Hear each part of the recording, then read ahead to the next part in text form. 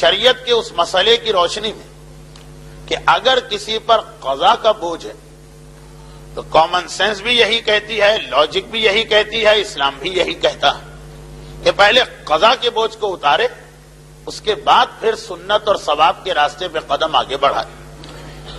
یہی چیز اسلام کا ایک اور اہم مسئلہ بنتا ہے جو شب قدر کے اعمال میں بھی ہم کو یاد دلایا گیا کہ واجبات کی پابندی اہم ہے، لیکن اپنے آپ کو حرام سے بچانا اس سے بھی زیادہ اہم ہے۔ اسلام کا آغاز ہمیشہ نگیٹو سے پازیٹو کی طرف جانا، نفی سے اس بات کی طرف آنا۔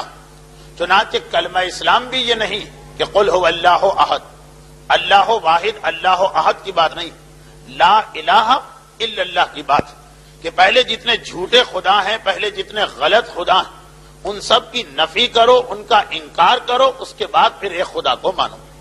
تقوی کی تعریف بھی یہی کہ پہلے اپنے آپ کو حرام چیزوں سے بچاؤ اور اس کے بعد پھر واجبات اور نیکیوں کے راستے پہ آؤ۔ متقی کی پہچان بھی یہی بتائی گئی۔ یہ نہیں بتایا گیا ہے متقی کی پہچان میں کہ بہت نمازیں پڑھتا ہے اور بہت روزے رکھتا ہے اور بہت تسبیح ادا کرتا، نہیں، پہلا جملہ یہی ہے کہ اپنے آپ کو ہر حرام اور گناہ سے بچا رہا، اس کے بعد پھر وہ عبادتوں کی طرف آتا۔ والدین کی ذمہ داریوں میں بھی یہ مسئلہ آتا کہ اپنے نابالغ بچے کو عبادتوں کی ٹریننگ بعد میں دلوانا ہے، پہلے اسے حرام سے روکنا واجب۔ یہ اسلام کا ایک عام سا اصول کہ ہمیشہ کوشش یہ کرنا ہے کہ پہلے اپنے آپ کو گناہوں سے بچایا جائے، حرام سے بچایا جائے، پھر فضیلت اور نیکی کے کام انجام دیے جائیں۔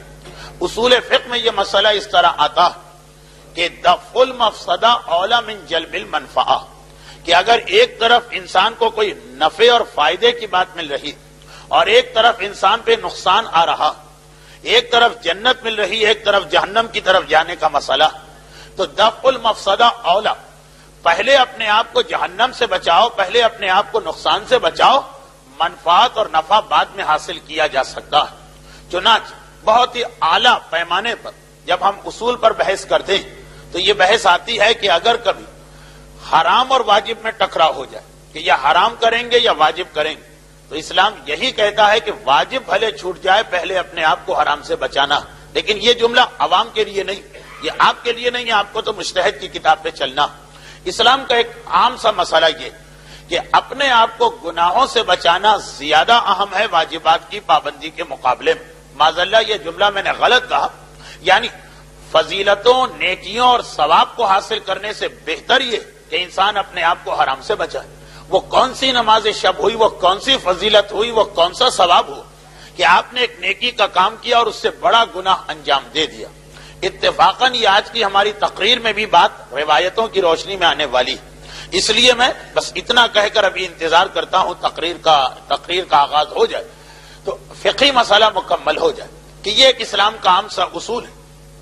بس اسی لیے شب قدر میں ہم کو وقت مل گیا کہ ہم 100 رکعت نماز پڑھ رہے ہیں، لیکن اگر پہلے سے کوئی قضا نماز ہماری گردن پر ہے تو بجائے اس کے کہ وہ 50 نمازیں 2 رکعت کر کے پڑھی جائیں، وہ شب قدر کی سنت نماز ہے جس کا ثواب مل رہا، اس سے بہتر یہ نہیں ہے کہ پہلے ہم اپنے آپ کو حرام اور گناہ سے محفوظ کریں اگر زندگی میں کوئی قضا نماز باقی ہے۔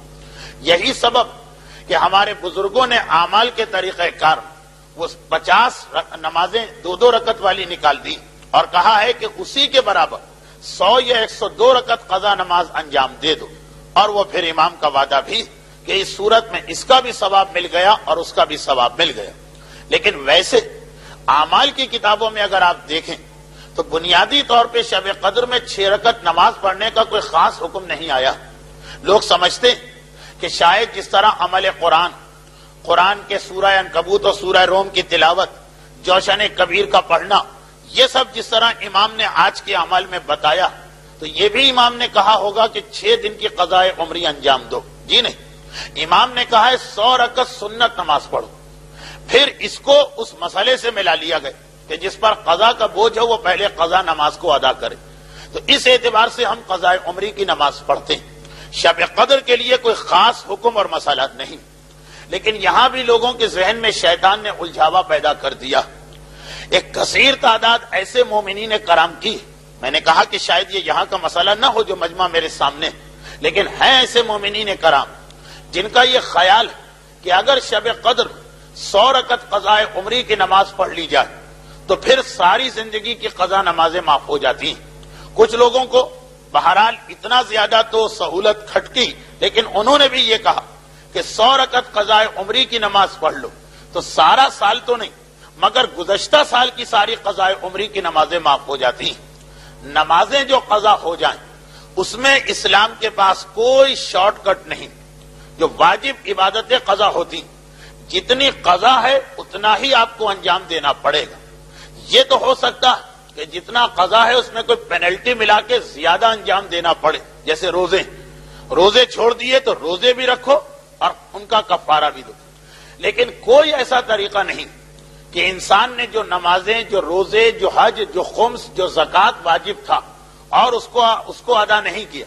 کوئی ایسا طریقہ نہیں کہ اس کے اندر شارٹ کٹ کے ذریعے سے ان چیزوں کو انسان ادا کر لے. حتیٰ یہ کہ اگر کسی پر 1000 قضا نمازیں باقی اور وہ 999 نمازیں بھی پڑھ لے تب بھی وہ جو ایک آخری نماز شرن اس کو سہولت نہیں ملے گی.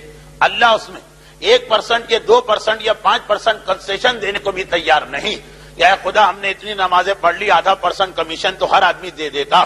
جی نہیں، اللہ نے اس نماز کے ساتھ کوئی پینلٹی نہیں رکھی. یہی بہت بڑا کنسیشن ہے کہ جو ہم کو مل گیا. ورنہ روزے کی طرح کہا جا سکتا کہ ہر قضا نماز کے ساتھ 60 دن کی نمازیں اور پڑھ لو جرمانے کے طور پر.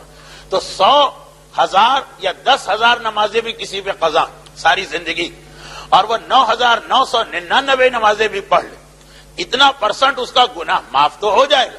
لیکن وہ جو ایک آخری نماز بچے گی وہ بھی اس کو انجام دینا، اور اگر اس نے نہیں پڑھی تو اس کے بڑے بیٹے پر وہ نماز باقی رہے گی.